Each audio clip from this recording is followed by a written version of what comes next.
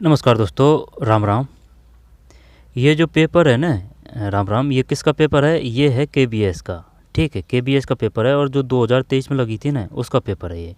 अब इसमें अपन क्या पढ़ेंगे? इसमें पढ़ेंगे अपन मनोविज्ञान। ठीक, मनोविज्ञान, पेडागोजी, यहाँ पर अंडरस्टैंडिंग द लर्नर। ठीक है, और क्या पढ़ेंगे? स्कूल ऑर्गेनाइजेशन एंड लीडरशिप है ना। आंसर की मैं सही बता रहा हूँ, इतनी ज़्यादा इंग्लिश है नहीं अपनी। ठीक है, तो ये क्वेश्चन है, इनको ही देखेंगे। अब ये किस किस के काम के लिए, किस किस के लिए काम के हैं? जिसमें मनोविज्ञान आती है उन सभी के लिए काम का है, चाहे वो रीटमैन हो, ठीक, चाहे वो केबीएस हो, चाहे वो एनबीएस हो।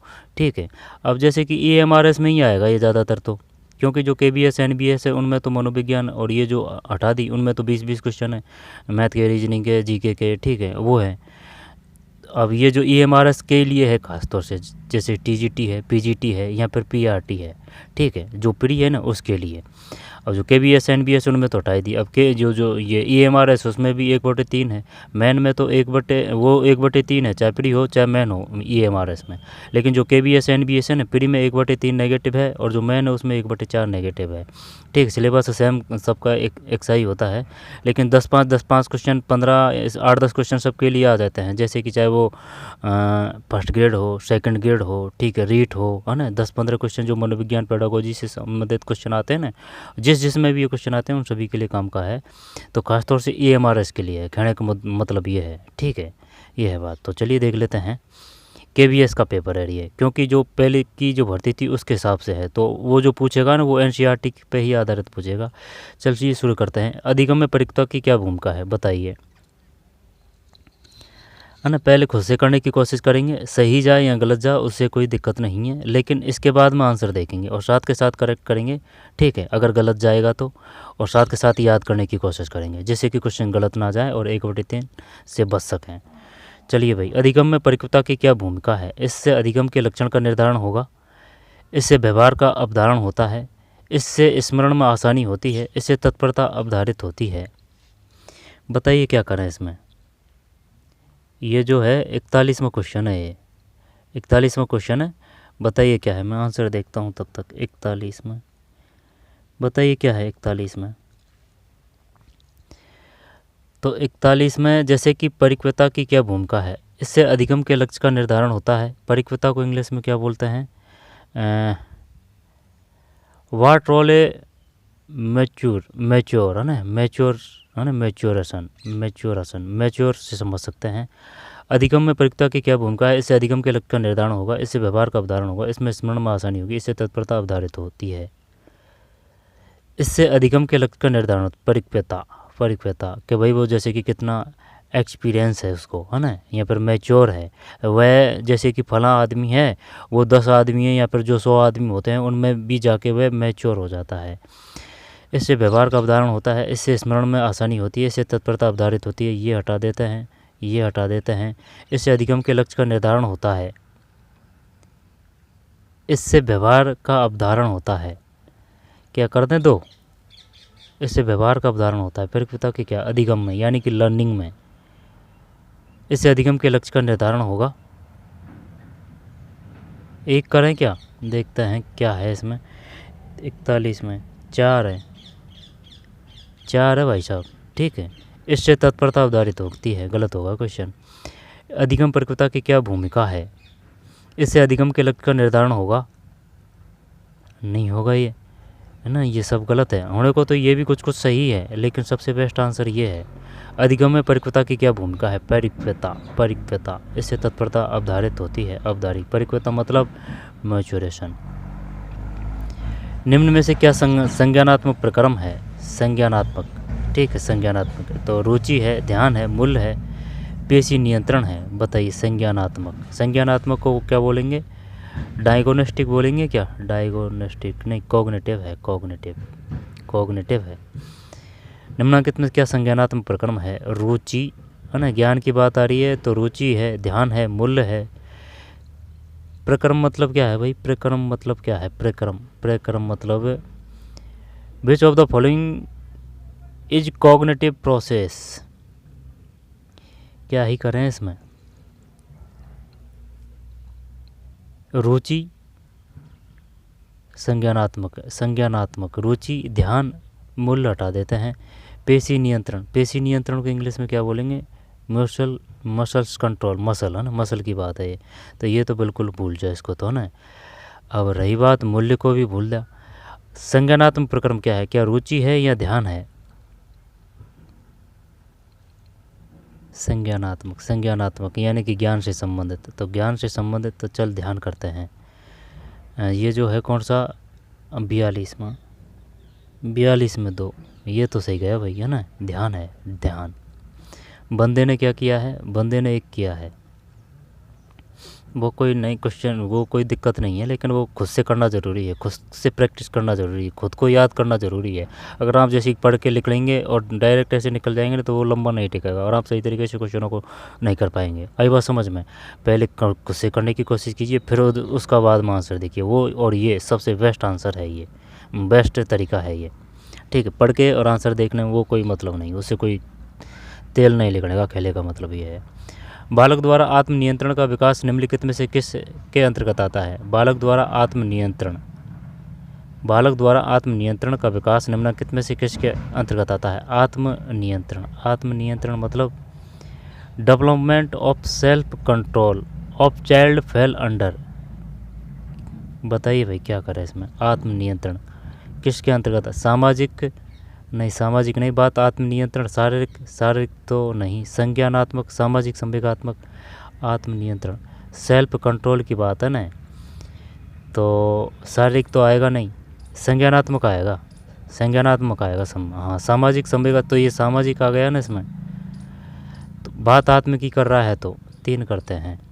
100 ये जो कौन सा है 43 में गलत है, 43 में 4 है, ज़्यादा दिमाग लगा दिया भाई। सामाजिक संवेगात्मक क्षेत्र, ये बंदे का सही है भाई, गलती होगी ना। बालक द्वारा आत्म नियंत्रण का विकास निम्नलिखित किसके अंतर्गत आता है? आत्मनियंत्रण, वो भाई जैसे कि आत्मज्ञान है ना, बुद्धि, इस प्रकार के समझ के ये कर दिया था भाई, संज्ञानात्मक। सामाजिक संवेगात्मक, सामाजिक का सिद्धांत किसने दिया था? वाइगोस्की ने दिया था। जीन पियाजे ने कौन सा दिया था? जीन पियाजे ने दिया था संज्ञानात्मक का। ठीक है, और जो नैतिकता का सिद्धांत किसने दिया था? नैतिकता का सिद्धांत दिया कोहलबर्ग ने। ठीक है, सूझवादी कौन कौन है? सूझवादी है Wertheimer, Kohler, Koffka, Wertheimer, Kohler, Koffka. Kohler ने किस पे प्रयोग किया था? कोहलर ने किया था चिंपांजी पर, चिंपांजी। ठीक है, बनमानस। और वाटसन व्यवहारवादी, वैसे वाटसन वैसे व्यवहारवादी, इसने किस पे प्रयोग किया था? वाटसन ने किया था किस पे? वाटसन ने किया था, उसका क्या नाम है? वाटसन का ध्यान नहीं आ रहा है। स्किनर ने किस पे किया था? स्किनर ने चूहा और कबूतर पे किया था। थार्नडाइक ने, थार्नडाइक का था बिल्ली पे किया था, प्रयास व त्रुटि का सिद्धांत। ठीक है, थार्नडाइक का है, थार्नडाइक। और बुद्धि के समूह है ना, बुद्धि का समूह है ना, समूह कारक सिद्धांत किसने दिया था? थॉर्नडाइक, समूह कारक का सिद्धांत। ठीक है भाई, जैसे कि ये थॉर्न है, थॉर्न से अपन ने याद कर रखा है थोक मतलब जैसे कि दर्जन के हिसाब से ऐसे लेते हैं ना, तो भाई जो थोक है, तो थोक का ही अपन ने समूह कर रखा है। तो समूह आधारित यानी बुद्धि का समूह आधारित सिद्धांत किसने दिया था? थॉर्नडाइक ने दिया था। और बुद्धि का बहुआयामी सिद्धांत, बहुआयामी, ये थॉर्नडाइक के आएगा क्या? बहुआयामी सिद्धांत। और बुद्धि का तरलता का सिद्धांत, वो त्रिआयामी सिद्धांत बुद्धि का है ना, वो है। और जो गिलफर्ड का गार्डनर है, 1 मिनट देख, जैसे कि अगर विनय की बात करें ना, वो तो विनय बुद्धि से संबंधित, वैसे विनय वैसे बुद्धि से संबंधित है, कोई दिक्कत नहीं है। विनय साइमन, आई बात समझ में? इसके बाद में थॉर्नडाइक की बात है ना, तो थॉर्नडाइक ने प्रयास पर त्रुटि का सिद्धांत दिया, तो उसमें कोई दिक्कत नहीं। वाइगोस्की में से सामाजिक का सिद्धांत दिया था वाइगोस्की ने। लेकिन सामाजिक की बात है ना, ये जीन पियाजे भी करते हैं, और जो जीन पियाजे हैं ज्ञान वगैरह की ज़्यादा बात करते हैं। युंग ने कौन सा दिया था? युंग, यानी कि इनने भी बढ़िया सिद्धांत दिया था है ना, अच्छी बातें करते हैं, तो ये युंग से याद कर रखा है ना, युंग का है ना, युंग है ना, युंग का। और इसके बाद में गार्डनर का है वो बहुबुद्धि सिद्धांत। ठीक है, गार्डनर का बहुबुद्धि सिद्धांत है। और 16 pH यानी बुद्धि का तरलता का सिद्धांत। तैरेलता का सिद्धांत किसका है? केटल का है। यानी कि चाय की केटली, वो चाय है जो पतली होती है ना, तो बुद्धि का तरलता का सिद्धांत। और चाय में 16 जड़ी बूटी डाल के पी रहे हैं, तो केटल से केटल, केटली से केटल है ना, तो केटल बुद्धि का तरलता का सिद्धांत किसका है? केटल का है। 16 pH ये केटल से ही संबंधित है। और फ्रॉवेल किससे संबंधित है? फ्रॉवेल किंडरगार्टन ना, बेल से बेल। इसके बाद में और एक और है ना, वो क्या नाम है? SR थ्योरी और RS theory. SR theory RS theory उसकी है, ये जो पावलोव की है SR थ्योरी और RS थ्योरी। ठीक है। इसके बाद में और भी है, और भी काफ़ी चीज़ें हैं, है ना, और जो याद आएगा तो त्यों देख लेंगे। बालक द्वारा आत्मनियंत्रण का विकास निम्नलिखित किसके अंतर्गत होता है? तो ये कौन सा आ जाएगा इसमें? 43 में 4 है, 43 में 4। सामाजिक संवेगात्मक। गिलफोर्ड मछली के गल पड़े, है ना। गिलफोर्ड का सिद्धांत कौन सा था? हर्बर्ट के पंचपदीय, है ना, गिलफोर्ड, है ना, गिलफोर्ड का सिद्धांत कौन सा है भाई? मारिया मोंटेसरी किससे संबंधित है? बुनियादी शिक्षा का जो सिद्धांत दिया था वो तो गांधी जी ने दिया था। ठीक है, गांधी जी ने। और जैसे कि वो SBPL है ना, SBPL का मतलब होता है जैसे कि सुनना, बोलना, पढ़ना, लिखना, ये बेस्ट है, वो क्रम है ना, वो SBPL यानी सुनना, बोलना, पढ़ना, लिखना। इंग्लिश में चक्कर पड़ जाता है। और कौन सा है? और जैसे कि फ्रॉवेल हो गया, किंडरगार्टन, थॉर्नडाइक है। इसके बाद में थॉर्नडाइक है, संज्ञानात्मक है। फिर हर्बर्ट की पंचपदीय कौन कौन सी है? प्रस्तावस्तु, है ना, और है 3। प्रस्तावस्तु तो है शुरू के, है ना, बाकी 3 ध्यान नहीं आ रही है ना। ये जो हर्बर्ट की पंचपदीय है जो, ठीक है। और एड अहम पराहम है ना, पराहम वो सबसे ऊपर और होती है बुद्धि, वो इन दोनों के ऊपर होती है, पराहम। ठीक है। इड का मतलब ये खराब होती है, यानी इसका मतलब होता है इस बुद्धि का कि नहीं ये तो मुझे चाहिए इस चीज़ पे, चाहे वो उसका प्रभाव गलत पड़े या सही पड़े, है ना, तो ये खराब है। इसको कंट्रोल करती है इड के अहम ऊपर, इड अहम फिर पराहम इनको कंट्रोल करती है। और जो से सेल्डन है, से शारीरिक का सिद्धांत दिया था सेल्डन ने। ठीक। नैतिकता का कोलबर्ग है। कोलबर्ग ने किस पे प्रयोग किया था भाई? आगे चलते हैं। स्वर विज्ञान का तात्पर्य निम्नलिखित में किससे है? स्वर विज्ञान। आरंभिक बालकाल में वाक्य ध्वनि का सर्जन, स्पर्श, बालकाल में घ्राण, बालकाल में विकसित श्रवण समय संवेदना ये करते हैं। देखते हैं दिखाना, ये जो 44 है इसमें 44 में 1 है। ठीक है। आरंभिक बाल्यकाल में वाक् ध्वनि का सृजन, स्वर विज्ञान। इसके बाद में कल्पना शक्ति निम्नलिखित में से किन में बढ़ती है? बताइए भाई, कल्पना शक्ति निम्नलिखित में किन में बढ़ती है? किशोर ही करते हैं, या फिर वरिष्ठ नागरिक तो नहीं, वयस्क भी नहीं। अब या तो किशोर कर या बालक कर, तो जो ख्वाबों में रहता है वो किशोर रहता है। देखते हैं कल्पना शक्ति वैसे बालक में भी बढ़ती है, किन में बढ़ती है? 1 करते हैं, कौन सा है? 45 में 1। ठीक है, 45 में 1 है किशोर। आगे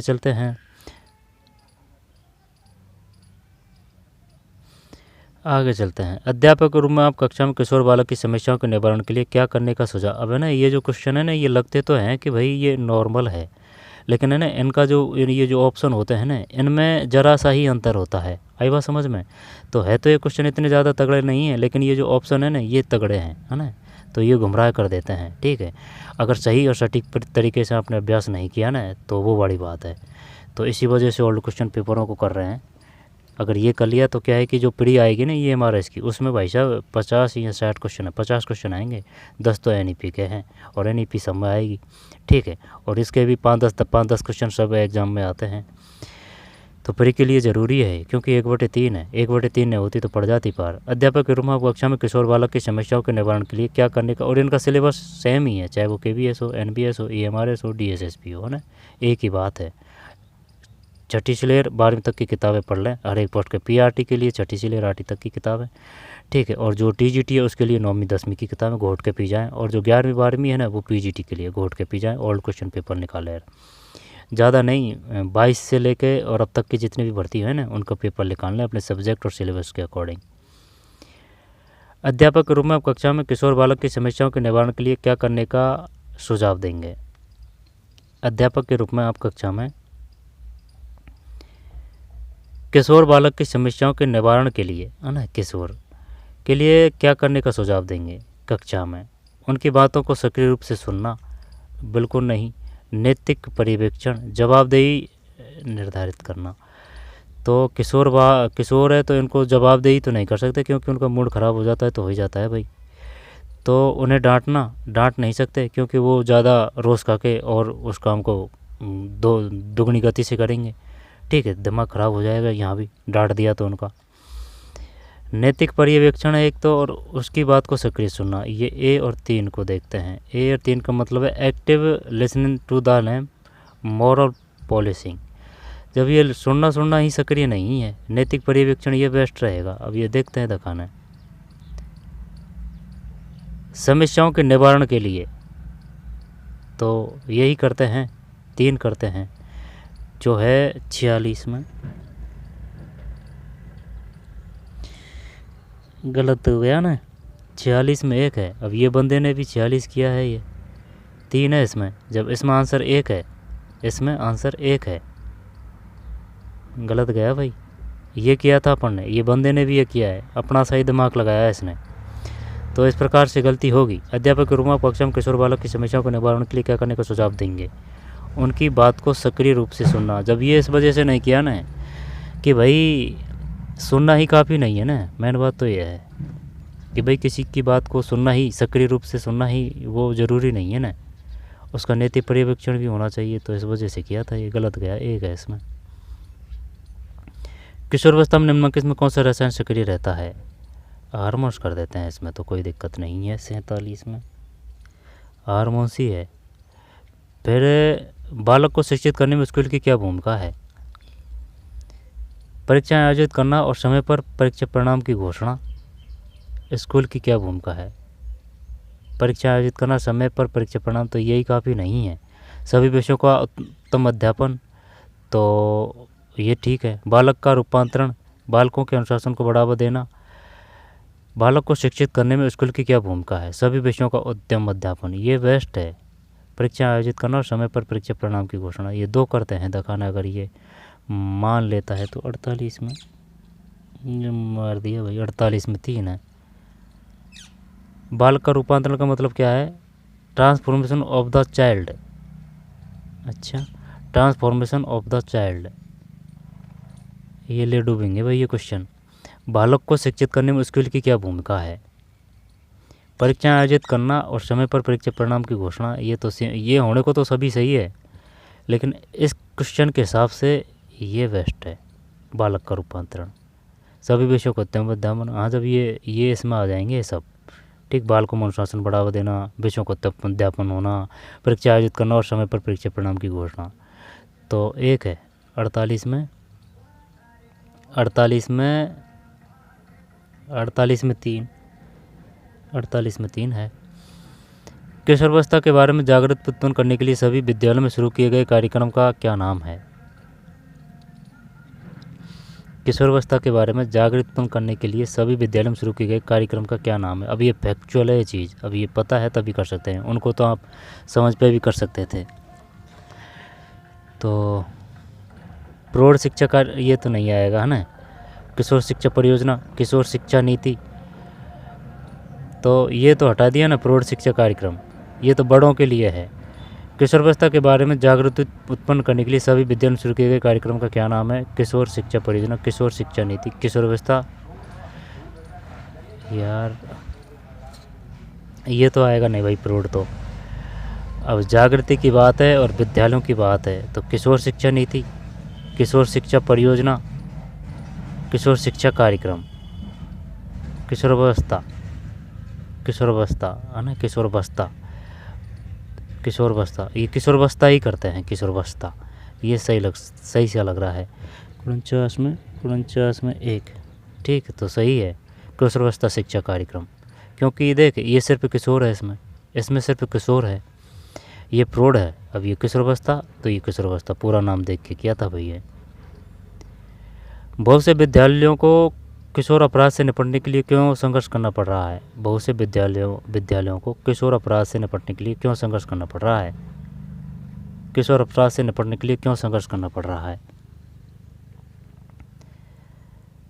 प्रशासन में लाल फीताशाही, जागरूकता का अभाव, विद्यालय में व्यावसायिक विशिष्टता के अभाव के कारण, निधियों की कमी कारण। दोबारा से देखते हैं, समझ में नहीं आई। बहुत से विद्यालयों को किशोर अपराध से निपटने के लिए क्यों संघर्ष करना पड़ रहा है? बहुत से विद्यालयों को, तो प्रशासन में लाल फीताशाही, जागरूकता का अभाव, विद्यालयों में व्यावसायिक विशिष्टता के अभाव के कारण किशोर अपराध से निपटने के लिए क्यों संघर्ष करना पड़ा है? निधियों की कमी के कारण। क्या 4 कर दें इसमें? निधियों, इंग्लिश देख लें क्या?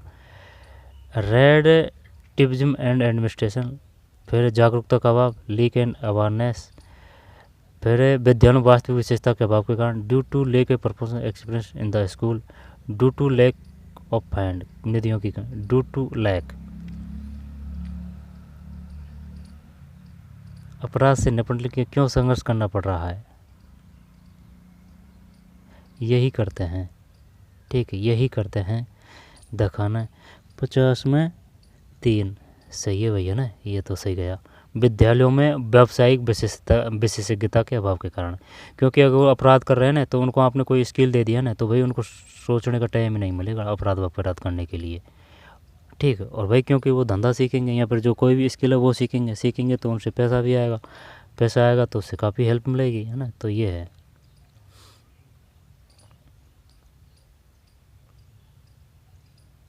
बालक को शिक्षा के लिए विद्यालय क्यों जाना चाहिए? अच्छा क्वेश्चन है। विद्यालय में अनुशासन का संवर्धन संभव है। समकक्षीय अधिगम और समाजीकरण का कार्य केवल विद्यालय में ही होता है। विषय के शिक्षक केवल विद्यालय में ही उपलब्ध होते हैं। केवल आ गया ना तो इसको हटाई दे। विद्यालय के कार्यकलाप से अधिगम में सहायता मिलती है। तो विद्यालय क्यों जाना चाहिए? विद्यालय के कार्यकलाप से अधिगम में सहायता मिलती है। समकक्षीय अधिगम और समाजीकरण का कार्य समाजीकरण का है ना, केवलों को तो हटाई दे, इनसे तो कोई लेना देना नहीं है। और ये जो ही आता है ना, ये भी एक नेगेटिव वर्ड होता है, केवल भी नेगेटिव वर्ड होता है। फिर विद्यालय के कार्यकलाप से अधिगम में सहायता, ये करते हैं दिखाना 4 में। 51 में गलत गया भैया, 51 में 2 है। समकक्ष अधिगम और समाजीकरण का कार्य केवल विद्यालय में। वो समाजीकरण भाई जैसे कि शुरू में बच्चों का जो समाजीकरण होता है वो परिवार में होता है ना, परिवार में, ठीक है। तो इस वजह से ये नहीं किया था, ठीक, इस वजह से ये नहीं किया था कि भाई पहला समाजीकरण परिवार में होता है। ये आंसर है भाई, इसमें गलत गया। समकक्ष अधिगम और समाजीकरण का कार्य केवल विद्यालय में होता है। समकक्ष अधिगम और समाजीकरण का कार्य केवल विद्यालय में ही होता है। बालक में संज्ञानात्मक विकास का आदि संकेतक क्या है? बालक में संज्ञानात्मक विकास का आदि संकेतक क्या है? आदि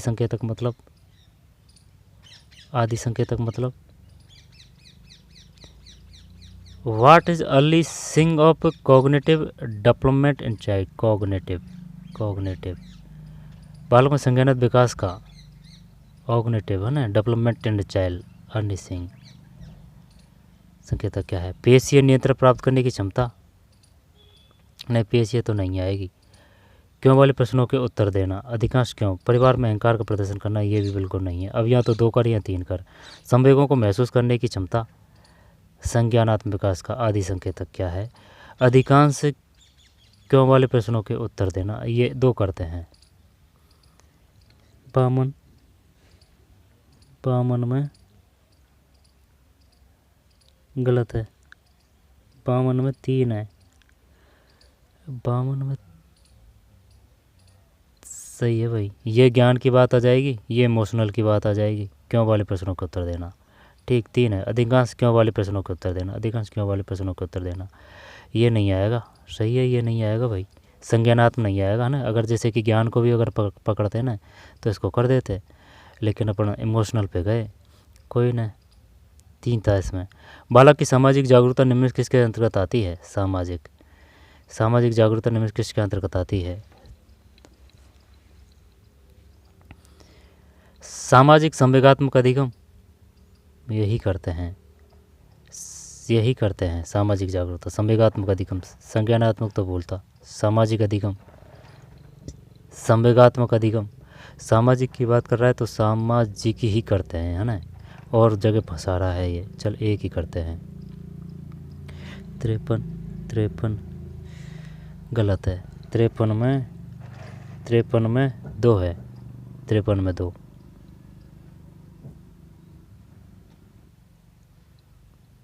ये क्वेश्चन पानी पुआ देंगे भाई, हल्के में मत लेना इनको। बालक की सामाजिक जागरूकता निम्नलिखित में किसके अंतर्गत आती है? सामाजिक जागरूकता यही करते हैं ना। अब आंसर देखना है इसमें 53 में 2 गलत है ये तो। अब है ना, यही जच रही थी करने की तो कि सबसे बेस्ट ऑप्शन यही होगा, लेकिन क्या पता वो माने या ना माने, सामाजिक से सामाजिक ही कर दें, तो इस वजह से नहीं किया था ये सामाजिक संवेगात्मक अधिगम। ठीक है, ये भी फंस गया मेरी सी नहीं, ये फंस गया, एक किया है इसने भी। बालक में संज्ञानात्मक विकास के विलंब के कारण निम्नलिखित में कौन सा विकार उत्पन्न हो सकता है? बालक में संज्ञानात्मक विकास में विलंब के कारण, ज्ञान की बात आ रही है ना, तो यानी कि दिमाग की बात आ रही है ना। ज्ञान आते ही संज्ञानात्मक सिद्धांत किसने दिया था? जीन पियाजे ने दिया था। नैतिकता का सिद्धांत किसने दिया था? कोलबर्ग ने दिया था। निम्न में कौन सा विकार उत्पन्न हो सकता है? तो विलंब, बालक में संज्ञानात्मक विकास के विलंब के कारण निम्न में कौन सा विकार उत्पन्न हो सकता है? शरीर का कांपना नहीं, है ना, अल्पदृष्टि नहीं, श्रवण नहीं सकता, डिसलेक्सिया आ जाएगा ये, डिसलेक्सिया। डिसलेक्सिया मतलब ये बात कर रहा है बोलने से संबंधित, बोलने से पढ़ने से संबंधित, है ना, पढ़ने। अगर कैलकुली आएगा तो वो गणित आ जाएगा, ग्राफ आएगा तो उसमें लिखने से संबंधित है ना, वो ग्राफ लिखने से है। डिसलेक्सिया है ना, से वो पढ़ने से है, कैलकुलिया गणित से है, ग्राफिया लिखने से है। और एक और है, ये डिसलेक्सिया में चक्कर पड़ता है। और एक और है जो जैसे कि वो नहीं है, अलेक्जा गाना चला, अलेक्जा फ़ोन मिला है ना, तो उससे याद कर सकते हैं इस डिसलेक्सिया को। देखते हैं इसमें आंसर 54 में 4 डिसलेक्सिया है, डिसलेक्सिया। नायक पूजा निम्नलिखित किन में आमतौर पर विद्यमान होती है? किशोरी करते हैं नायक पूजा, तो बालक नहीं करेंगे, किशोरी करते हैं नायक पूजा। 55 में, अरे हाँ सही तो है, किशोरी है 3, ठीक है, किशोरी है नायक पूजा। सॉरी। अधिगम मतलब लर्निंग। सक्रियात्मक अनुकूलन सिद्धांत के प्रतिपादक कौन थे? संक्रिया का मतलब होता है ऑपरेशन, तो ये तो पावलोव करते हैं इसमें। संक्रियात्मक अनुकूलन सिद्धांत के प्रतिपादक कौन थे? BF स्किनर चूहा पे किया था, है ना, चूहा पे, और कबूतर पे किया था। थॉर्नडाइक ने बिल्ली पे किया था। गेस्टाल्टवादी सूज को बोलते हैं। सूजवादी कौन थे? ब्रदमर कोलर कोप्पा है। पावलोव ने कुत्ता पे किया था, ठीक है, और सूजवादी ने चिंपांजी पे किया था, है ना। इसके बाद में यही करते हैं पावलोव दिखाने। देखते हैं क्या है इसमें। 56 में 2, 56 में 2 गलत है भाई। संक्रियात्मक अनुकूलन सिद्धांत के प्रतिपादक कौन थे? अब ये तो पता है अपन को कि भाई क्रिया प्रसूत का सिद्धांत है ना, क्रिया प्रसूत का सिद्धांत वो स्किनर का है, क्रिया प्रसूत का सिद्धांत स्किनर का है, लेकिन इसने से लगा दिया इसमें। संक्रियात्मक अनुकूलन सिद्धांत के प्रतिपादक कौन थे? संक्रियात्मक अनुकूलन सिद्धांत के प्रतिपादक कौन थे? तो इसको ऐसे याद कर लीजिए भाई, है ना, जैसे कि संक्रिया के सिक्के स्किनर, है ना, वो क्लियर है, वो भी सही है। जैसे कि क्रिया प्रसूत का सिद्धांत वो भी स्किनर ही है, क्रिया से ही इसको ये से भी याद करना पड़ेगा ना, BF स्किनर। संक्रियात्मक अनुकूलन सिद्धांत किसका है? BF Skinner. 56 में 2। कक्षा का अध्यापक निम्नलिखित किस प्रकार अधिगम में व्यवहार परक विधि का ज्ञान दे सकता है? बताइए भाई। कक्षा का अध्यापक निम्नांकित में से, देखते हैं, दोबारा देखते हैं आराम से। कक्षा का अध्यापक निम्नांकित में से किस प्रकार अधिगम में, लर्निंग में व्यवहार परक विधि का ज्ञान दे सकता है? कक्षा का अध्यापक छद्म अभ्यास और अभ्यास के द्वारा, दृश्य उपकरणों के माध्यम से, आत्मगणवेषण के माध्यम से, खोज विधि के माध्यम से। व्यवहार परक की पूछ रहा है ये। लर्निंग में व्यवहार परक विधि का ज्ञान दे सकता है। व्यवहार परक विधि का दृश्य उपकरणों के माध्यम से कर दें क्या? व्यवहार परक की बात कर रहा है ये। तो visual tools, drill and practice, छद्म अभ्यास और अभ्यास के द्वारा, छद्म अभ्यास और अभ्यास के द्वारा आत्मगणवेषण के माध्यम से खोज विधि हॉरिस्टिक विधि है ना। तो क्या ये कर दें दृश्य उपकरण के माध्यम से छद्म अभ्यास, एक करें या दो करें, ये तो भूल जा। छद्म अभ्यास और अभ्यास के द्वारा, यहाँ पर दृश्य उपकरणों के माध्यम से, दृश्य उपकरणों के माध्यम से व्यवहार परक विधि, व्यवहार एक करते हैं दिखाने, गलत ही तो जाएगा। देखते हैं कौन सा है ये, 57 एक, ये तो सही गया भाई, ठीक, ये तो सही गया, छद्म अभ्यास और अभ्यास के द्वारा। फिर मस्तिष्क की क्षमता का अत्यधिक विकास निम्नलिखित किस्म में होता है। ये रचनात्मकवाद में होना चाहिए, व्यवहारवाद नहीं। संज्ञानात्मक अत्यधिक विकास निम्नलिखित किस्म में होता है, संज्ञानात्मकवाद करेंगे भाई इसमें। मस्तिष्क की क्षमता का अत्यधिक विकास निम्नलिखित किस्म में होता है। व्यवहारवाद तो नहीं करेंगे, सशक्तवाद भी नहीं करेंगे, यहाँ तो रचनावाद कर। चलिए ज्ञान आ रहा है ना और मस्तिष्क की बात है ना, तो 3 ही करते हैं। 58 में 3 सही है, 58 में 3 सही है, संज्ञानात्मकवाद। फिर निम्नलिखित में क्या अधिगम की सर्वोच्च विधि हो सकती है? निम्नलिखित में क्या अधिगम की सर्वोच्च विधि हो सकती है, बताइए भाई। निम्नलिखित में से क्या अधिगम की सर्वोत्तम विधि हो सकती है अधिगम की, लर्निंग की? दृश्यमान अधिगम, श्रव्य अधिगम, आनुभविक अधिगम, नैसर्गिक को क्या बोलेंगे, नेचुरल लर्निंग। अधिगम की सर्वोत्तम नेचुरल लर्निंग है, यहाँ पर एक्सपीरियंटल लर्निंग है, आनुभाविक, एक्सपीरियंटल, श्रव्य और दृश्य। अभी होने को तो सब सही है, लेकिन इनमें सबसे बेस्ट कौन सा है? नैसर्गिक, नेचुरल लर्निंग, दृश्य, श्रव्य और आनुभाविक। यहाँ पर आनुभाविक करें, बच्चा तो जब खुद करेगा ना तो ही बेस्ट रहेगी वो। चल 3 करते हैं 60 में, 59 में सही है, 59 में 3 सही है, आनुभाविक अधिगम, ठीक है, आनुभाविक अधिगम यानी एक्सपीरियंटल लर्निंग। कक्षा में अधिगम का विकास कैसे किया जा सकता है? कक्षा में अधिगम का विकास कैसे किया जा सकता है यानी लर्निंग का व्याख्या विधि, आधुनिक सूचना संचार प्रौद्योगिकी उपकरण, प्रदर्शन, सामूहिक विमर्श। 2 करते हैं इसमें, तो क्या है 60 में 2 सही है, आधुनिक सूचना और संचार प्रौद्योगिकी उपकरण। वर्तमान संदर्भ में कक्षा में अध्यापक के समक्ष निम्नलिखित में क्या बड़ी चुनौती है? वर्तमान संदर्भ में कक्षा में अध्यापक के समक्ष निम्नलिखित क्या बड़ी चुनौती है? तो बालकों में फ्लिप लर्निंग की प्रवृत्ति, विरूपण, अनुशासन। चल बताइए भाई, करिए आंसर दीजिए इसमें, जगिए और कोशिश करिए खुद से, ठीक है, तभी जाके आपको याद होगा वो।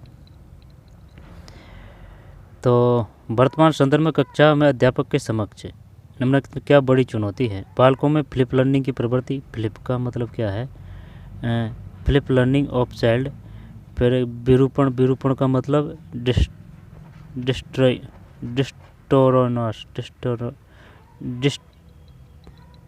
डिस्टोरिटोनस है ना, पढ़ लेना भाई। फिर अनुशासनहीनता यानी कि इंडिसिप्लिन्स। तो क्या करें, अधिगमकर्ता में रुचि को अक्षुण्ण बनाए रखना, यही बेस्ट है ना। ये तो दिख रहा भी है इसमें 61 में, सही है ये तो, है ना। अधिगमकर्ता में रुचि को अक्षुण्ण मतलब भाई लगातार रखना है ना रुचि को, वो सबसे बड़ी मेन बात होती है। जैसे कि 1 घंटा का पीरियड है, अब बच्चों को वह कौन सी नीति या रणनीति या फिर वो शिक्षण विधि अपनाई जाए, वो 1 घंटा तक वो लगातार और रुचि से सुन सकें। बात होती है रुचि की, ठीक है, यह है बात। और जैसे कि ये आज की नहीं है, अगले दिन की भी बात है, तो अगले दिन भी वही रुचि होनी चाहिए। और रुचि का मतलब है कि बच्चे का जो दिमाग है ना वो ढंग से और 100% काम करेगा, यानी कि वो अच्छी तरीके से कैच करेगा। ग्रामीण क्षेत्रों में अव्यवस्थित विद्यालयों में सूचना और संचार प्रौद्योगिकी उपकरणों के प्रयोग की एक बड़ी चुनौती क्या है, बताइए। ग्रामीण क्षेत्रों में अव्यवस्थित विद्यालयों में सूचना और संचार प्रौद्योगिकी उपकरणों के प्रयोग की एक बड़ी चुनौती क्या है? ग्रामीण क्षेत्रों में जो विद्यालय हैं, तो निर्बाध विद्युत आपूर्ति, इंटरनेट का प्रबल नहीं होना, ये तो है। जागरूकता का अभाव, अल्प प्रेरित कर्मचारीगण और विद्यार्थी, प्रबंधन, सूचना संचार प्रौद्योगिकी उपकरणों पर धनराशि बैक नहीं, ये 3 है। 3 है तो जो 62 है, 62 में 3 सही है। ठीक है। निर्बाध विद्युत आपूर्ति, इंटरनेट का प्रबल नहीं होना, क्योंकि वो जो इंटरनेट और वो लाइट है ना, वो नहीं होती है भाई। निम्नलिखित में कक्षा कम, अब वैसे ऐसे नहीं है। राजस्थान में तो जो 100% है ना, लगभग में शायद 1% गांव रहे हैं जिनमें विद्युतीकरण नहीं हुआ है। सब जगह लाइट की व्यवस्था पहुंच चुकी है।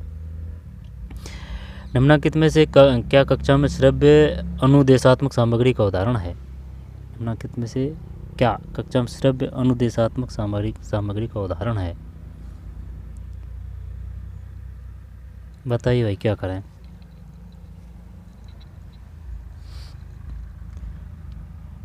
श्रव्य तो श्रव्य है ना, तो श्रव्य तो जैसे कि अगर वो लिखवा देता ना, लिखवा फ़ोन, ठीक है। जैसे कि लिखवा फ़ोन किससे संबंधित है? लिखवा फ़ोन श्रव्य से ही है, ठीक है, रेडियो। और जैसे कि अगर डॉक्यूमेंट्री देना, डॉक्यूमेंट्री वो बोलता है क्या, भित्ति चित्र है ना, भित्ति चित्र बोलता है वो डॉक्यूमेंट्री को हिंदी में। ध्यान देना इन बात पे। भित्ति चित्र है ना, भित्ति चित्र नहीं, चलचित्र बोलता है। चलचित्र डॉक्यूमेंट्री को बोलता है वो हिंदी में। श्रव्य अनुदेशात्मक सामग्री का उदाहरण है रेडियो है, टेलीविज़न नहीं है। चार्ट ये देखना ही देखना है। त्रिआयामी मॉडल ये भी देखना ही है, रेडियो है। लिखवा फ़ोन भी रेडियो है। 63 में एक सही है। फिर जब कोई बालक स्थानीय चिड़ियाघर का दौरा करता है तो यह अधिगम हो सकता है। तो यह अधिगम हो सकता है परियोजना आधारित, अनुभविक अधिगम, सहभागिता अधिगम, नरसिंगिक तो ये नेचुरल आ जाएगा, है ना, नेचुरल में आ जाएगा ये तो। 64 में 4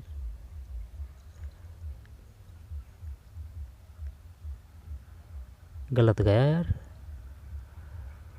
when a child visit locate जू द लर्निंग चाइल्ड, एक्सपीरियंटल लर्निंग सही है। और अपन ने कर दिया था ये क्या, नरसिंगिक मतलब नेचुरल लर्निंग। आई बात समझ में? तो स्थानीय चिड़ियाघर ये इसमें ही आएगा, एक्सपीरियंटल लर्निंग में, क्योंकि वो अनुभवी तो कर रहा है बच्चा, जा रहा है, देख रहा है, खुद से कर रहा है। विद्यालयों में अप्रकट पाठ्यक्रम क्या है? अप्रकट पाठ्यचर्या क्या है? अप्रकट पाठ्यचर्या क्या है? बताइए। खाली पीरियड में अधिगम अप्रकट पाठ्यपुस्तक पाठ्यचर्या के अतिरिक्त अनौपचारिक माध्यमों से उस मूल्यों और मान्यताओं का अधिगम, यही है। यही बड़ा ही कर देते हैं। लेकिन कभी इस प्रकार से नहीं है, वो तो ऑप्शन देख के ही चलना है। इस प्रकार से नहीं है चलो भाई बड़ा है तो चलिए यही कर देते हैं। लेकिन ज़्यादातर ये जो बड़े क्वेश्चन है ना, जब नहीं आ रहे ना और जब रिस्क भी लेना चाहते हो तो जब ये बड़ा ही जो है उन पर करना चाहिए, लेकिन वो ऑप्शन के हिसाब से होता है। ठीक है। 65 में 2 सही है। पाठ्यपुस्तक और पाठ्यचर्या के अतिरिक्त अनौपचारिक माध्यमों से मूल्यों और मान्यताओं का अधिगम। अध्यापक को कक्षा में शिक्षण का विकल्प कैसे बनाना चाहिए? अध्यापक को कक्षा में शिक्षण का अविकल्प कैसे? अध्यापक को कक्षा में शिक्षण का अविकल्प का मतलब क्या है? How the teacher solve decision, classroom interaction कैसे बनाया जाए? सुसज्जित कक्षा, ये बड़ा ही करें क्या? श्रव्य दृश्य सामग्री युक्त कक्षा, श्रव्य दृश्य, हास्य विनोदपूर्ण अध्यापन। इसका विकल्प इस प्रकार से बनाया जाना चाहिए कि इससे वांछित अधिगम परिणामों की प्राप्ति हो सके। शिक्षण का अविकल्प कैसे बनाएं? अविकल्प चल 3 करते हैं। 66 में सही है, 3 ही है। ठीक है। वांछित अधिगम परिणामों की प्राप्ति हो सके। निम्नलिखित में किसका अधिगम में सकारात्मक प्रभाव पड़ेगा? निम्नलिखित में से किसका अधिगम पर सकारात्मक प्रभाव पड़ेगा? उत्तम वातावरण युक्त कक्षा, सूचना और संचार प्रौद्योगिकी के उपकरण, किसका अधिगम पर सकारात्मक प्रभाव पड़ेगा? अच्छे मित्र का पड़ेगा, अच्छे मित्र का पक्का पड़ेगा। अध्यापकों को सामाजिक संवेगात्मक सहयोग अध्यापकों से। उत्तम वातावरण युक्त कक्षा, सूचना और संचार प्रौद्योगिकी। अब पढ़ने को तो ये चारों का ही पड़ेगा, ठीक है, लेकिन बेस्ट बताना है इसमें किसका अधिगम पर सकारात्मक प्रभाव पड़ेगा। अधिगम यानी कि लर्निंग पर। उत्तम वातावरण युक्त कक्षा, ये कोई ज़रूरी नहीं है एसी वगैरह की।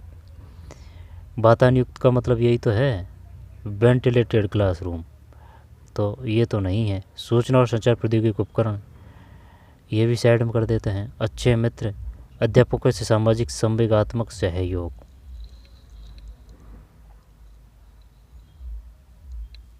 क्या 4 कर दें इसमें, यहाँ पर अच्छे मित्र करें। सूचना और संचार प्रौद्योगिकी उपकरण, सकारात्मक प्रभाव, अच्छे चल अधिगम पर, अध्यापकों के सामाजिक संवेगात्मक सहयोग, 3 करते हैं। 67 में 4 है भाई, 67 में 4 है, ये इसका भी गलत है, अपना भी गलत है। 67 में 4 यही है भाई, संवेगात्मक सहयोग। हाँ बेस्ट रहेगा यही, है ना, फंस गए। अध्यापक से सामाजिक संवेगात्मक सहयोग, जैसे कि कोई कोई बच्चा है जो जो टीचर है, ठीक है, उनसे लगाव कर लेता है। लगाव मतलब जैसे कि कहीं कि हाँ भाई हमारे है ना जो गणित के जो बाबूलाल जी हैं ना वो आएंगे तो जैसे कि जो जो टीचर है उसको बताता है कि हाँ बेटा आप इस प्रकार करिए, यानी कि वो एक जुड़ाव हो जाता है, प्रेम संबंध का जुड़ाव हो जाता है बच्चों से टीचर का, कि हाँ ये जो बढ़िया है कि आप इसको ऐसे करके लाइए। जब वह देता है कि हाँ शाबाश बेटा शाबाश आपने बहुत अच्छा किया है, तो जो बच्चा है ना वो और प्रोत्साहित होता है कि मैंने अगले दिन है ना और इस जो आज किया है ना इससे भी अच्छा बेस्ट कंटेंट लेके आऊँगा गुरुजी को बताने के लिए, है ना। तो वो बड़ी बात है ये, आई बात समझ में। अब जैसे कि कोई मैथ का टीचर है, अब जैसे कोई बच्चा है उसने जैसे कि उसकी मैथ कमज़ोर है, लेकिन वह उसको बार बार प्रोत्साहित करता है कि आप कर सकते हो आप कर सकते हो। सब जाने के बाद में उससे अलग एकांत में मिलता है और पूछता है कि आपकी क्या कमजोरी है, किस क्वेश्चन में अटक रहे हो, आप इतने इतने बजे पढ़िए, यहाँ पर उसको समझाता है कि आप पढ़ा करिए, आप घर में अकेले ही हो, ठीक है, आपको पढ़ना चाहिए और पढ़ना ज़रूरी है। इस प्रकार के अगर नैतिक प्रतिपादन यहाँ पर जो उसके जीवन से संबंधित है ना, किशोरावस्था की बात कर रहा हूँ मैं, तो वो बच्चा है ना ऑटोमेटिकली कि जो गणित का है या फिर जो हिंदी का है, जो किसी प्रकार सब्जेक्ट का टीचर है, और वो टीचर उससे जब जुड़ाव महसूस करता है तो वो बच्चा है ना कि नहीं गुरुजी के सामने माटी नहीं करानी है भाई, तो वो अगले दिन अच्छी तरीके से याद करके लेके आएगा। और वो गुरुजी भी इस बात का ध्यान रखते हैं कि ना कि भाई जैसे कि नहीं आ रहा तो चलिए भाई हाथ करिए, ठीक है। तो और बच्चा यहाँ पर और छात्रों के सामने बेइज्जत होने से अच्छा है कि हाँ भाई पढ़ के चलाएं। तो गुरुजी की बात के लिए यही बेस्ट है। कक्षा में विद्यार्थी अध्यापक के मध्य सकारात्मक संबंध का क्या लाभ है? विद्यार्थी अध्यापक के मध्य इससे परस्पर सुखद एहसास होता है, ये तो है। इसके परस्पर विद्यार्थी व्यवहार में सुधार होता है जिससे शिक्षण, हाँ ये तो है, बिल्कुल अभी बताया था, विद्यार्थी को इसका लाभ मिलेगा, ये भी सही है। माता पिता इससे ये तो बिल्कुल नहीं है। और ये एहसास को भी हटा दिए, ये 2 कर देते हैं भाई इसमें तो, है ना। जो 68 है उसमें 2 सही है इसमें तो। इसके फलस्वरूप विद्यार्थियों के व्यवहार में सुधार होता है जिससे शिक्षण की उत्कृष्टता, है ना, अभी बताया था मैंने, है ना। तो ये है समस्या समाधान उपागम सामान्यतः कहलाता है। तो ये संज्ञानात्मक आएगा। संज्ञानात्मक पहले डायग्नोस्टिक करेंगे, इसके बाद में उपचार करेंगे। देखते हैं 2 है क्या इसमें, 69 में 2 है, 69 में 2 है संज्ञानात्मक डायग्नोस्टिक, यानी कि पहले जो बच्चे की क्या कमजोरी है उसका पता लगाइए, जब वो पता लगाएंगे ना उसको बोलते हैं डायग्नोस्टिक, ठीक है, कि भाई ये बीमारी है, इसके बाद में उपचार किया जाएगा। तो पहले डायग्नोस्टिक फिर उपचार, रोग की पहचान करना। अधिगम के लिए अनुशासन क्यों महत्वपूर्ण होता है?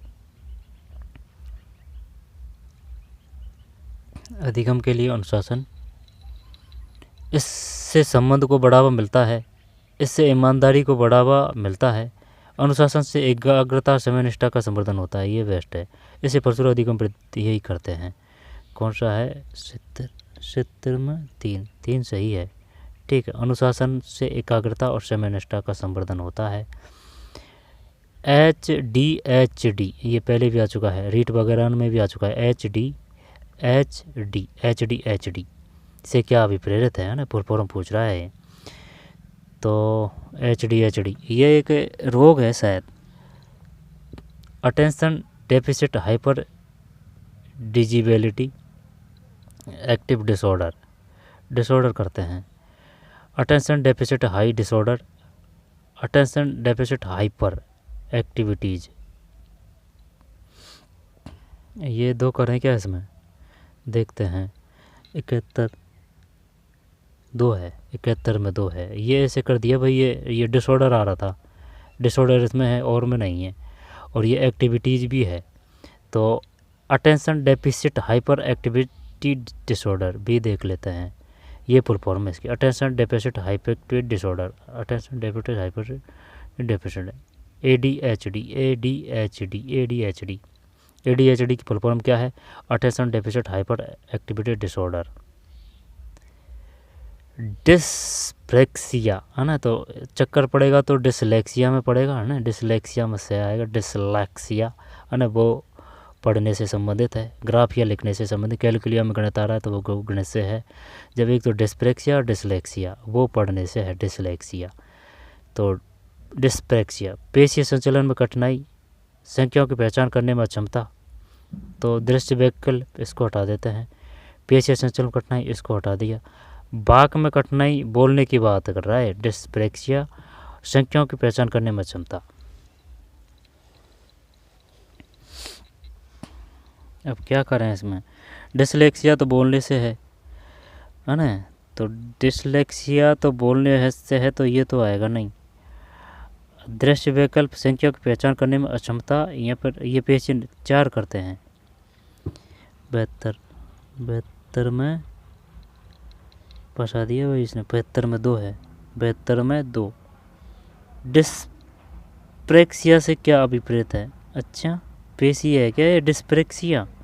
हाँ ये वही बात है भाई, डिस्प्रेक्सिया। जैसे कि जो वो है ना, पेन को पकड़ नहीं पाते हैं सही तरीके से अंगुली से, हाँ तो वही है डिस्प्रेक्सिया से क्या। डिसलेक्सिया तो बोलने से संबंधित आ गया कि भाई किताब सही पढ़ी नहीं जा रही है।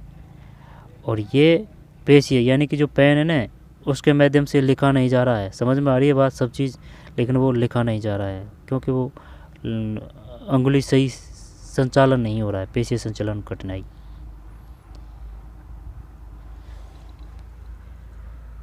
निम्नलिखित में से क्या बौद्धिक निष्क्रियता का उदाहरण है?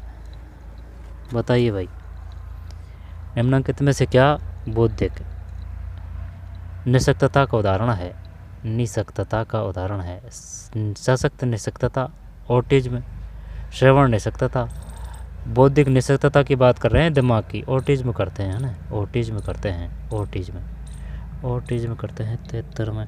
क्योंकि ये जो है ना संचलन निष्क्रियता, वो जो था ना वो हॉकिंस, ठीक है, हॉकिंस वो एकदम प्रकांड विद्वान था, उस पर चला फिला नहीं जा रहा था है, लेकिन वो विद्वान बहुत तगड़ा था, बुद्धि का को हाई लेवल का था। तो इससे भी काम चल जाएगा अगर निष्क्रियता है तो, लेकिन दिमाग होना चाहिए।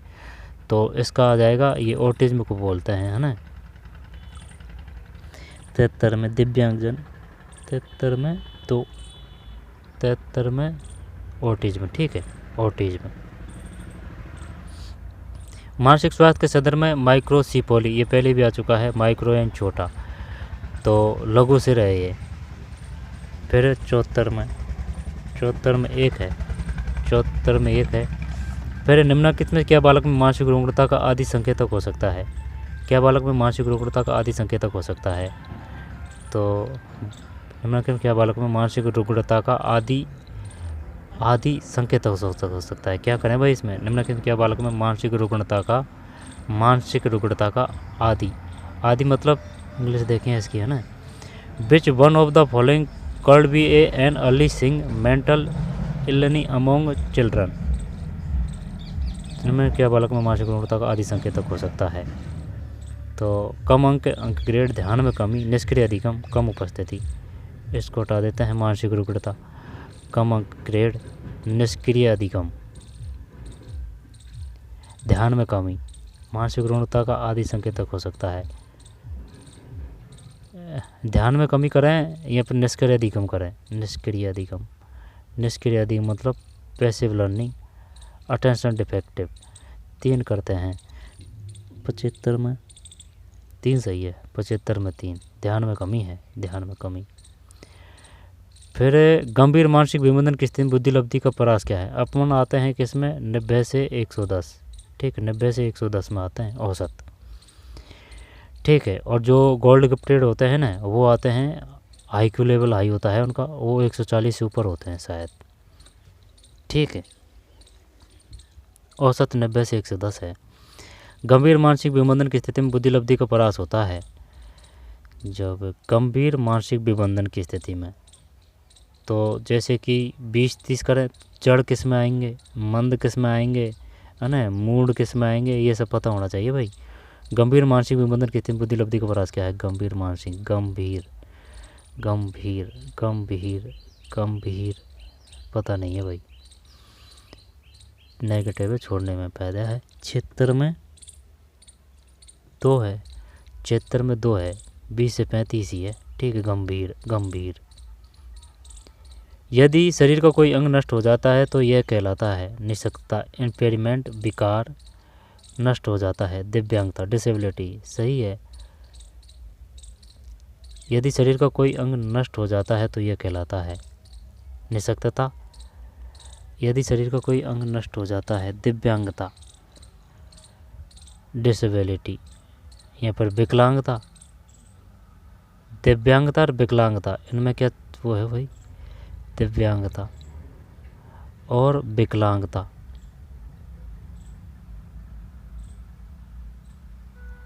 ये 3 करते हैं अगर मान लेता है तो। 77 में 4 है, विकलांगता है, विकलांगता है। अच्छा, निशक्तता, दिव्यांगता या फिर विकलांगता। विकलांगता है, हैंडीकैप। यदि शरीर का कोई अंग नष्ट हो जाता है तो यह कहलाता है हैंडीकैप। अच्छा, हैंडीकैप। 77 में 4 है, हैंडीकैप, ठीक है, हैंडीकैप। फिर विद्यालयों में परामर्श का मूल सिद्धांत क्या है? विद्यालयों में परामर्श का मूल सिद्धांत क्या है? दत्त संग्रहण, स्वीकृति, प्रायोगिक साथ, सहयोग। विद्यालयों में परामर्श का मूल सिद्धांत क्या है? सहयोग कर लें, कॉम्प्रिहेंशन, दत्त संग्रहण, डाटा कलेक्शन, स्वीकृति, एम्पिरिकल एविडेंस, प्रायोगिक साक्ष्य। सहयोग करते हैं दिखाना है। 78 में गलत है, 78 में 2 है। विद्यालय परामर्श का मूल सिद्धांत क्या है? स्वीकृति। स्वीकृति, स्वीकृति मतलब है एस्पेक्ट, है ना, एस्पेक्ट है ये। विद्यालय परामर्श का मूल सिद्धांत क्या है? स्वीकृति, स्वीकृति। तो फिर 78 में 2। इसके बाद में 73, समुदाय मर्जित अधिगम सामान्य तौर पर कहलाता है। तो समुदाय मर्जित अधिगम, तो समुदाय में तो वो तो अनौपचारिक है ना, इसमें तो कोई, हाँ, अनौपचारिक है। स्कूल है ना, वो औपचारिक में आएगा, परिवार है वो अनौपचारिक में आएगा। तो 79, 79। अरे यार फंसा दिया इसने, गैर औपचारिक है इसमें, गैर औपचारिक अधिगम। समुदाय मर्जित अधिगम सामान्य तौर पर कहलाता है, तो अनौपचारिक। अनौपचारिक का मतलब तो ऐसे ही तो है भाई, परिवार अनौपचारिक में ही तो है। औपचारिक स्कूल में इसमें कोई दिक्कत नहीं है। गैर औपचारिक अधिगम, समुदाय मर्जित अधिगम सामान्य तौर पर कहलाता है गैर औपचारिक अधिगम। समुदाय मर्जित अधिगम सामान्य तौर पर कहलाता है गैर औपचारिक अधिगम। अच्छा, अनौपचारिक, अनौपचारिक परिवार को कहते हैं, औपचारिक स्कूल को कहते हैं। यानी कि जो सरकार से मान्यता प्राप्त जो भी संगठन है, जैसे कि बैंक के माध्यम से जो कर लेते हैं तो वो औपचारिक में आएगा, और साहूकार वगैरह से लेते हैं तो वो अनौपचारिक में आएगा। लेकिन ये पूछ रहा है समुदाय मर्जित अधिगम सामान्य तौर पर कहलाता है गैर औपचारिक अधिगम। 79, 3 है। प्राथमिक शिक्षक शिक्षिकाओं को छोटे बालकों के अध्यापन में क्यों कठिनाई आती है? प्राथमिक शिक्षक शिक्षिकाओं को छोटे बालकों के अध्यापन में क्यों कठिनाई आती है? बढ़ी हुई शरारत, ये कोई मुद्दा नहीं है। अपरिपक्वता, कम समय तक ध्यान देना, बहुत अधिक विरूपण। विरूपण का मतलब क्या है? Too many distraction. इमेच्योरिटी, अपरिपक्वता, अपरिपक्वता, बढ़ी हुई शरारत, कम समय तक ध्यान देना, कम समय तक ध्यान देना, कम समय तक ध्यान देना। आंसर देखते हैं। चल, इसका तो आएगा नहीं, बढ़ी हुई शरारत भी नहीं आएगा, अपरिपक्वता, या फिर कम समय तक ध्यान देना, कम समय तक ध्यान देना। देखते हैं 3। 80 में 3 ही है, ठीक, जीत गए जंग भाई, कम समय तक ध्यान देना। इसके बाद में निम्नलिखित किस कारक के फलस्वरूप विद्यालय में अध्यापकों में क्षमता में अभिवृद्धि होगी? निम्नलिखित में किस कारक के फलस्वरूप विद्यालय में अध्यापकों में किस कारक फलस्वरूप विद्यालय में अध्यापकों की बात कर रहा है, क्षमता में अभिवृद्धि होगी। प्राचार्य की व्यक्तिगत अभिप्रेरणा, उत्तम वेतन, बालकों द्वारा नकारात्मक प्रतिपुष्टि, गैर मौद्रिक प्रोत्साहन। उत्तम वेतन, क्षमता में वृद्धि होगी, उत्तम वेतन कर दें। या प्राचार्य की किस कारक फलस्वरूप विद्यालय में अध्यापकों में क्षमता में वृद्धि होगी। चल 2 देखते हैं। 81 में नहीं अपना गलत है, प्राचार्य की बात है, प्राचार्य की व्यक्ति का अभिप्रेरणा। अच्छा, अमूमन निम्नलिखित किस नेतृत्व शैली की आलोचना की जाती है। अमूमन निम्नलिखित किस नेतृत्व शैली की आलोचना की जाती है। तो अमूमन किस नेतृत्व शैली की, सहभागी नेतृत्व की, नहीं। हस्तक्षेप नेतृत्व, अधिनायकवादी लोक, तो ये आ जाएगा ना अधिनायकवादी, जिसमें एक ही हो। लोकतंत्र तो प्लस पॉइंट है, सहभागी भी प्लस पॉइंट है। हस्तक्षेप नेतृत्व मतलब faire leadership, laissez faire leadership, हस्तक्षेप नेतृत्व, अधिनायकवादी करते हैं 3। 82 में गलत, 82 में एक ही है। अमूमन निम्नलिखित में किस नेतृत्व शैली की आलोचना की जाती है। हस्तक्षेप नेतृत्व, हस्तक्षेप नेतृत्व। अच्छा, हस्तक्षेप नेतृत्व भाई सहभागी तो है। अधिनायकवादी नेतृत्व, अधिनायकवादी नेतृत्व किसे बोलते हैं। लोकतांत्रिक, ये तो सही है। अधिनायकवादी लोकतंत्र व नेतृत्व, सहभागी, हस्तक्षेप नेतृत्व। ठीक है, वैसे नाम से भी पता चल रहा था अगर करते तो। जरा सा अंतर है इनमें, ज़्यादा ऐसा नहीं है कि दिन रात का अंतर होगा ना, ऐसा नहीं है कि ये भी गलत हो, लेकिन इनमें थोड़ा ही अंतर है। जैसे कि पहले BEd BSTC में नहीं आते कि भाई कतई सही देंगे तो आप +3 नंबर जुड़ेंगे, अगर कम दिया तो फिर +2 नंबर जुड़ेंगे, फिर कम दिया तो 1 नंबर जुड़ेगा। लेकिन यहाँ अपने सिस्टम में क्वेश्चन तो इस प्रकार के हैं, लेकिन नंबर डायरेक्ट 1/3 है। 82 में एक है हस्तक्षेप नेतृत्व। विद्यालय की सफलता ज़्यादातर किस पर निर्भर करती है। कुशल अध्यापक पर। तो कुशल अध्यापक तो 83 2 सही है, तो कुछ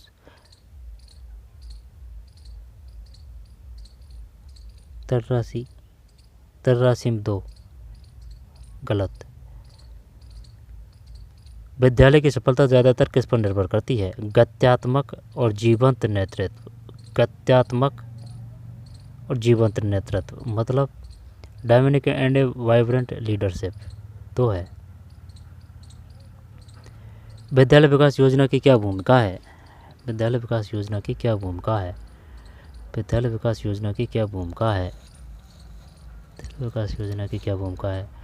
शैक्षणिक उत्कृष्टता, संसाधनों को प्रभावी और इष्टतम उपयोग, अनुशासन को बढ़ावा देना, भावी आवश्यकता की योजना। विकास आ रहा है ना, तो संसाधन प्रभावी इष्टतम उपयोग विकास है, तो यही करते हैं। 2 84 2 सही है। ठीक, संसाधनों को प्रभावी और इष्टतम उपयोग। फिर निम्नलिखित में से क्या स्कूल में समय सारणी का अनिवार्यता सिद्धांत है। समय सारणी का अनिवार्यता सिद्धांत, छुट्टी के समय का सिद्धांत, न्याय का सिद्धांत, ध्यान केंद्र पर सिद्धांत, सुरक्षा का सिद्धांत। पता नहीं है भाई, ध्यान के केंद्र का सिद्धांत। समय सारणी का अनिवार्य सिद्धांत क्या है। छुट्टी के समय का सिद्धांत। चलिए 2 3 कर देते हैं, या तो 3 है या फिर 1 है, इसमें 3 है या फिर 2 है, 3 करते हैं। 85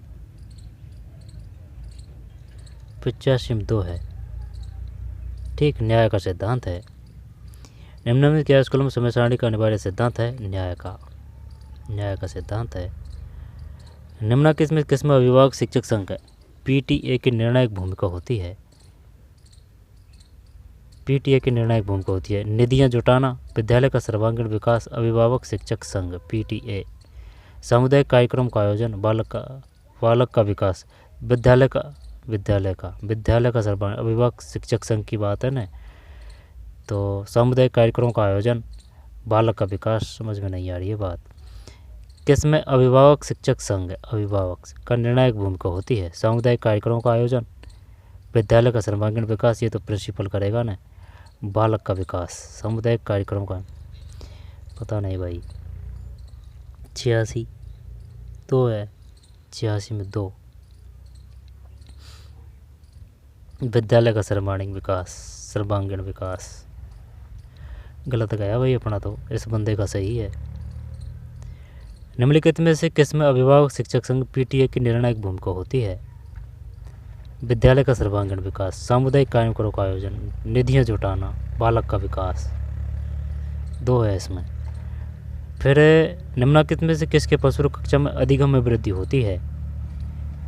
फलस्वरूप कक्षा में अधिगम में वृद्धि होती है। उत्तम बातें आने वाली कक्षाएं, अध्यापकों की ओर से सामाजिक संवेगात्मक सहयोग, ये तो पहले भी आ चुका है। सूचना और संचार प्रौद्योगिकी उपकरण, विद्यार्थियों नाम, ये पहले भी आ चुका है। 2 है इसमें तो। 87 2 सही है। ठीक है, 2 सही है। अध्यापकों की ओर से सामाजिक संवेगात्मक सहयोग। अधिगम निम्नलिखित में किससे प्रभावित होता है?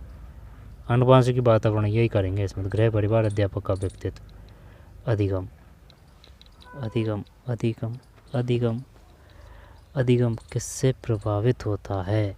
अधिगम किससे प्रभावित होता है? जब स्कूल की थोड़ी पूछ रहा है वो कि भाई जो स्कूल में अधिगम किससे प्रभावित होता है, तब आता है ये तो। चल एक करते हैं।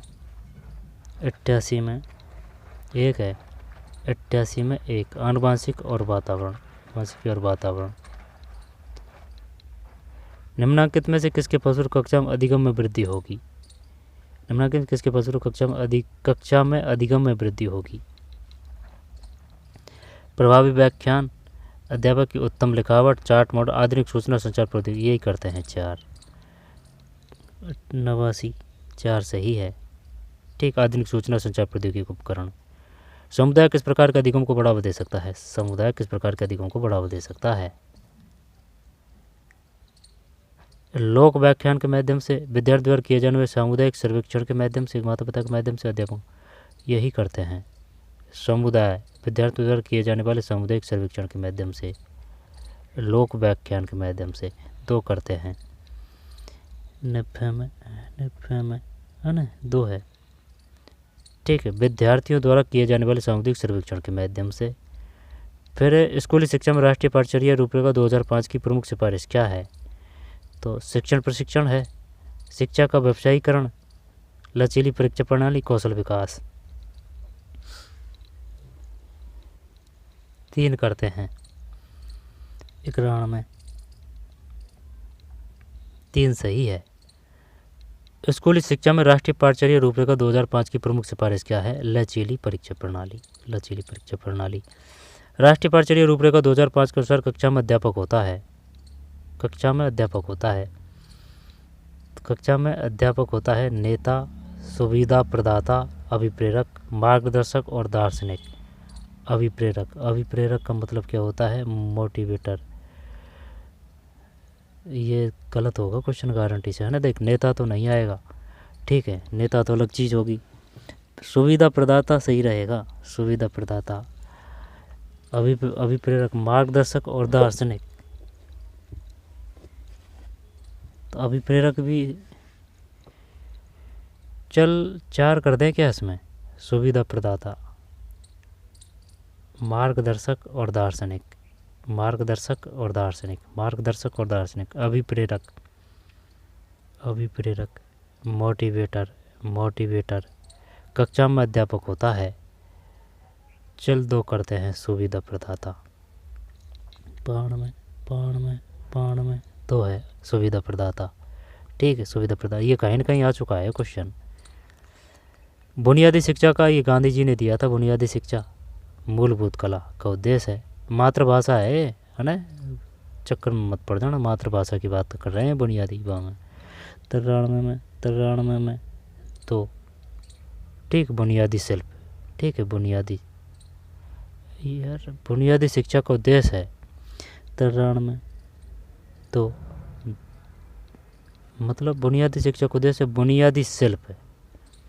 अच्छा, बुनियादी शिक्षा का उद्देश्य है बुनियादी शिल्प। आगे चलते हैं, गलत गया भाई, बुनियादी शिल्प है। फिर राष्ट्रीय शिक्षा नीति 2020 के अनुसार औपचारिक शिक्षा प्राप्त करने के लिए विद्यालय में प्रवेश की न्यूनतम आयु कितनी है? तो 6 वर्ष है ये। और इसका जो मॉडल है वो क्या है बताइए, जो मॉडल है वो क्या है? क्या 3, 3, 4 कुछ ऐसे है, 5 ध्यान नहीं है ना, देखना पड़ेगा। ये 6 वर्ष करते हैं भाई इसमें 94 में।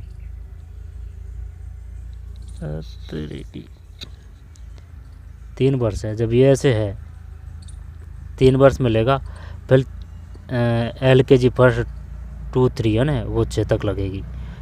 ठीक है, जो पहली वे कक्षा में एडमिशन लेगा ना, पहली कक्षा में, प्रथम कक्षा में, वो छठी में लेगा वो। और वैसे वह एडमिशन स्कूल में लेने की है ना, स्कूल में भर्ती होने की, वो 3 वर्ष है।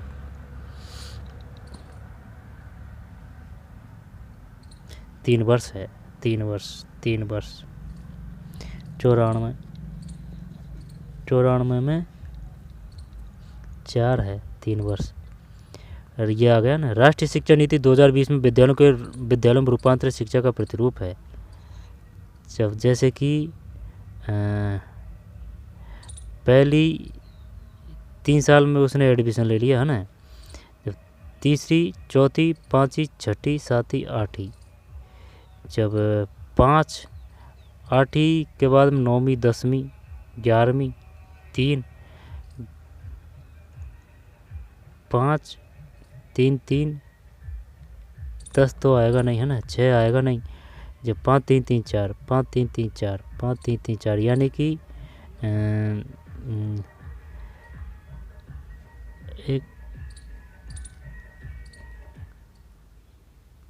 5वीं से 8वीं, 8वीं से 11वीं, ध्यान नहीं आ रहा है यार इसमें। देखते हैं, आंसर देखते हैं। 95 में 1 है, 1 का मतलब 95 1 का मतलब ये है 5, 3, 3, 4। ये याद तो था लेकिन वो सही बैठ नहीं रहा है ना, कि भाई जैसे कि 1 से लेके 5वीं तक, फिर 5वीं से लेके 6, 7, 8, 6, 7, 8 है ना, ये 3 हो गया। 8, 9, 10, 11 है ना, 8, 9, 10, 11, ये 3 हो गया। फिर 11 से 12, 13 है ना, तो सही है। 12, 13, 14, 15, ठीक है, यानी कि 12 से है ये 4, यानी 12वीं, 13वीं, 14वीं, 15वीं हो गई ना। दोबारा से देखते हैं। 5, 3, 3, 4, यानी कि कक्षा 5 तक, 5 तक यानी कि 1, 2, 3, 4, 5, ठीक, 5 ही हो गया। 5 के बाद में 6, 7, 8, 6, 7, 8, ये 3 है। 8 के बाद में 8, 9, 10, 11, 3, फिर 11 के बाद में 12वीं अलग है, और फिर BA है ना, 12वीं प्लस BA, 12वीं प्लस BA, ठीक है, 4 साल की। 5, 3, 3, 4, 5, 3, 3, 4, ठीक है, 5, फिर 3, 3 और 4 है, तो 1 से 5, फिर 6 से 8 है ना, 6 से 8, 6 से 6, 7, 8, ठीक है, 1 से 5, 6 से 8, ठीक, 1 से 5, 6 से 8, 8 से 11 और 11 से BA। जब 1 से 5, ठीक है, बराबर 5, फिर 1 से 5 बराबर 5 है, फिर 6, 7, 8 बराबर 3, 8, 9, 8 तो हटा दिया, 9, 10, 11 ये 3, फिर BA और 12वीं तो 4, 5, 3, 3, 4, 5, 3, 3, 4, 5, 3, 3, 4। बोझ रहित अधिगम का सुझाव निम्नलिखित किसके द्वारा दिया गया है? ये तो NCERT है, NCERT है ये तो। देखते हैं। 98 में 3 है, CBSE है, ये जो कौन सा है ये 96 में 1 है ना, 96 में 1 है। राष्ट्रीय पाठ्यचर्या रूपरेखा 2005, बोझ रहित अधिगम का सुधार निम्नलिखित किसके द्वारा दिया गया था? राष्ट्रीय पाठ्यचर्या रूपरेखा 2005 है, 2005। भारतीय संविधान के किस अनुच्छेद में उपबंध किया गया है कि 14 वर्ष से नीचे की आयु के बालकों को निःशुल्क और अनिवार्य शिक्षा दी जानी चाहिए? अनुच्छेद पूछ लिए भाई, बताइए अनुच्छेद तो कौन सा है? अनुच्छेद 48 करते हैं, अनुच्छेद 48 करते हैं। 97 में 3, 97 में 3, 45 है। भारतीय संविधान के किस अनुच्छेद में उपबंध किया गया है कि 14 वर्ष से नीचे की आयु के बालकों को निःशुल्क और अनिवार्य शिक्षा दी जानी चाहिए। अनुच्छेद 45 है, अनुच्छेद 45। ठीक, और वो अनुच्छेद कौन सा संबंधित है? 29A, 29A। ठीक है, 29A। संवैधानिक उपचार अनुच्छेद 32 है। समानता की बात करता है, अनुच्छेद 44 है, यानी 4 समशिक्षा है। तो 97 में 3 है, 97 अनुच्छेद 45। दोबारा से देखते हैं। भारतीय संविधान के किस अनुच्छेद में उपबंध किया गया है कि 14 वर्ष से नीचे की आयु के बालक को निःशुल्क और अनिवार्य शिक्षा दी जानी चाहिए? जब ये कौन सा है? अनुच्छेद 97 है, 97 में 3 है। ठीक, 45 है, अनुच्छेद 45, अनुच्छेद 45, अनुच्छेद 45। निःशुल्क और अनिवार्य शिक्षा देनी चाहिए, अनुच्छेद 45। भारत में बालकों का अधिकार की देखरेख करने वाली निकाय निम्नलिखित में से कौन सी है? ये इनकी फुल फॉर्म भी है ना, ये भी पता होना चाहिए। तो देख लेते हैं। CRY,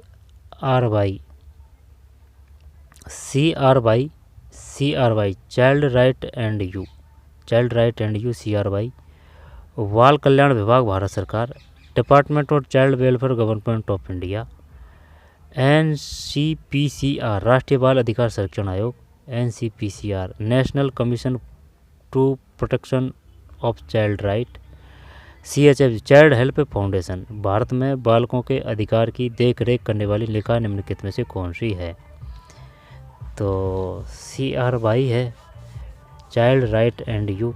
राइट की अधिक बात कर रहा है, ये तो नहीं है। देख रेख करने वाली निकाय बाल कल्याण विभाग, भारत सरकार है, department of child welfare, government of India.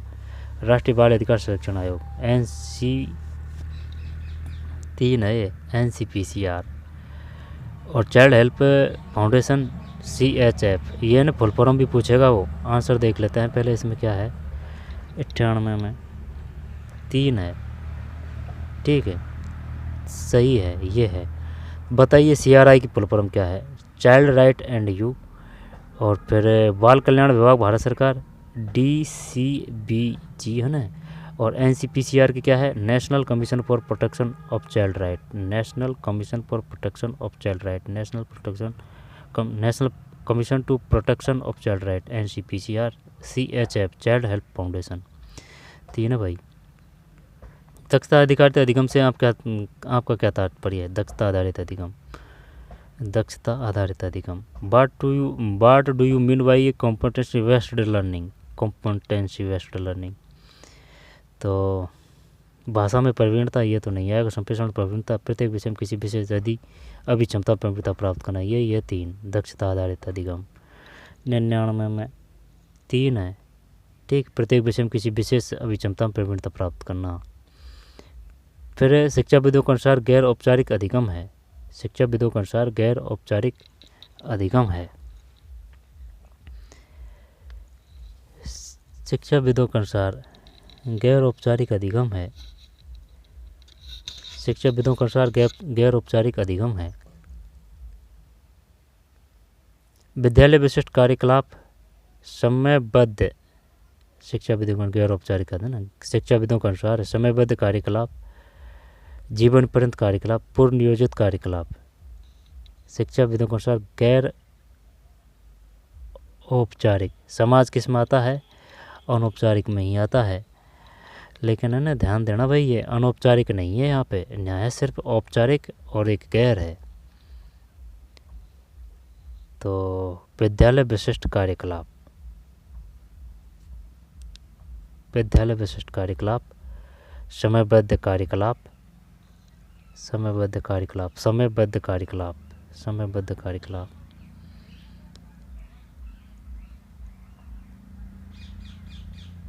चल 3 करते हैं। औपचारिक का मतलब तो होता है जैसे कि जो स्कूल है ना वो औपचारिक में है, और जैसे समाज है ना वो अनौपचारिक में है। तो गैर औपचारिक अधिगम की बात है। औपचारिक मतलब जो स्कूल से वो नहीं है ना। तो विद्यालय विशिष्ट कार्यकलाप जब गैर औपचारिक, तो ये तो आएगा नहीं। समयबद्ध कार्यकलाप, जीवन पर्यंत कार्यकलाप, पूर्व नियोजित कार्यकलाप। 3 करते हैं। 100 100 103 सही है भाई। टाइम तो ज़्यादा लगा है लेकिन सही किया है क्वेश्चन। शिक्षा बंधन गैर औपचारिक अधिगम है जीवन पर्यंत कार्यकलाप। जीवन पर्यंत कार्यकलाप। साहित्य समन्वय से हमारा तात्पर्य साहित्य में प्रदर्शित सुख दुख हर्ष विषाद उत्थान पतन आदि विरोधी तथा विपरीत भावों, ठीक है, विपरीत भावों के समीकरण तथा एक अलौकिक आनंद में उनके विलीन हो जाने में है। साहित्य के किसी अंश को लेकर देखिए, सर्वत्र यही समन्वय दिखाई देगा। भारतीय नाटकों में ही सुख और दुख के प्रबल प्रतिघात दिखाए गए हैं, पर सबका अवसाद आनंद में ही किया गया है। इसका प्रधान कारण यह है कि भारतीयों का उद्देश्य सदा से जीवन का आदर्श स्वरूप उपस्थित करके उसका उत्कर्ष बढ़ाने और उसे उन्नत बनाने का रहा है। वर्तमान स्थिति से उनका इतना संबंध नहीं है जितना भविष्य की संभाव्य उन्नति से है। हमारे यहाँ यूरोपीय ढंग से दुखांत नाटक इसलिए दिखाई नहीं पड़ते। यदि आजकल ऐसे नाटक दिखाई पड़ने लगे तो वे भारतीय आदर्श से दूर और यूरोपीय आदर्श के अनुकरण मात्र है। भारतीय नाटकों में दिखाया गया है, भारतीय नाटकों में दिखाया गया है। साहित्य समन्वय समर्थाते साहित्य में प्रदर्शित सुख दुख हर्ष विषाद उत्थान पतन आदि विरोधी तथा विपरीत भावों के समीकरण तथा एक अलौकिक आनंद में विलीन हो जाने से है। भारतीय नाटकों में सुख और दुख के प्रबल प्रतिघात दिखाए गए हैं। सुख और दुख के प्रबल प्रतिघात हो जाएगा ये अगर गद्यांश पढ़ेंगे ना आप ढंग से तो, ठीक है।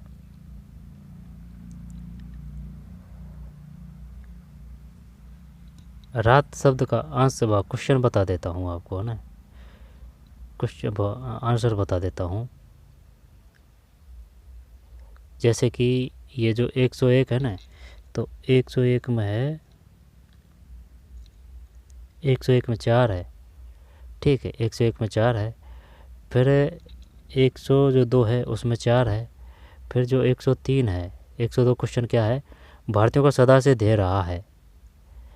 तो भारतीयों को सदा से ध्येय रहा है जीवन का आदर्श स्वरूप उपस्थित करके उसका उत्कर्ष बढ़ाकर उसे उन्नत बनाना। फिर सुख दुख के प्रबल प्रतिघात का अवसान भारतीय नाटकों में किया गया है। तो इसमें कौन सा आएगा, 103 में 4 है, ठीक है, 103 में 4 है ना। वैसे ही गला बड़ा वीडियो हो चुका है, आप देख लेना। और नहीं है मनोविज्ञान के देखने थे। राह शब्द का पर्यायवाची शब्द नहीं है, ठीक। निम्नलिखित शब्दों में तत्सम तद्भव का असंगति को व्याकरण कहेंगे। निम्नलिखित बहुलमार्थी शब्द युग में से असंगत है। विष्णु से संज्ञा शब्दों में असंगत है। निम्नलिखित शब्द में विसर्ग संधि नहीं है। रस्सी जल गई पर एंटर नहीं गई, ठीक है। निम्नलिखित में कौन सी रचना कहानी विदा की है। राख की रस्सी लोकता में लोनोपोगार थे। सुनीता के पहिया कुछ। तो चलिए मिलते हैं कोई और वीडियो में, पढ़ते रहिए, मेहनत करते रहिए, मिलते हैं नई वीडियो में। धन्यवाद।